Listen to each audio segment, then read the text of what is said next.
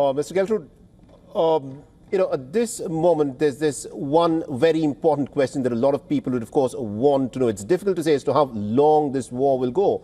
But Donald Trump, all through his days of campaigning, had said that he is against forever foreign wars. And by starting a war whose end date we simply do not know and no one can predict, do you think he's in fact betrayed his MAGA constituency, where all of them said that it is important to focus the energies and the resources of America to try and make America great again, to help out the common American citizens?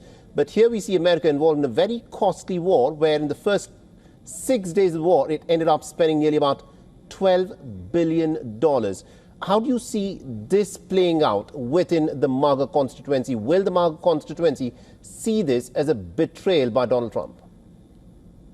Well, of course, people who do not like Donald Trump, and there's plenty of those people, are certainly going to point to the fact that he campaigned on a promise of not getting the United States into endless wars. However, circumstances around the world do change, and sometimes, because you can't control all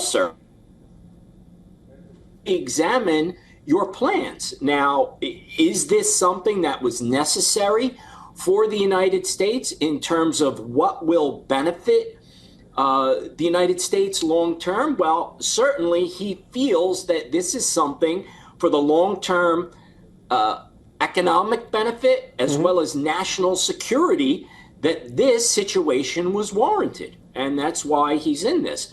But again, I want to be clear that I don't speak for Donald Trump, and I am not privy to any of those discussions. Right. No, I understand that these are discussions that happen behind closed doors, and whatever we are talking is on basis of statements that have been made by the president or by members of his staff and by the officials on the Iranian side. My final question to you, Mr. Geltrud, is this. The fact that it is day 15 of the war, and the Americans have a lot of allies in West Asia. The Americans maintain a number of these military bases which have come under attack.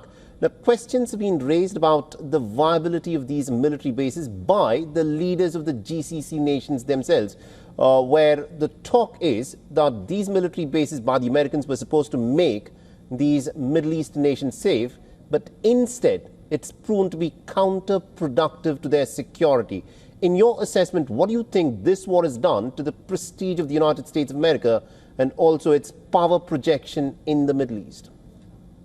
Well, I think anytime there is a conflict like this, initially, there are certainly a lot of concerns, and people are going to be very, very skeptical, because when you have military conflicts, the uncertainty and the chance of things going in the wrong direction certainly exists.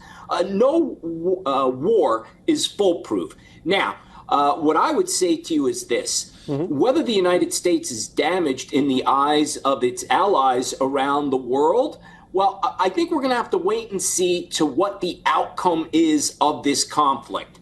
If Iran is denuclearized at the end, and commerce, specifically oil, will flow freely around the world afterwards, then I think it's very easy for people to look back in hindsight and say, yes, this was necessary and it did have benefit, although war, again, is never a good thing.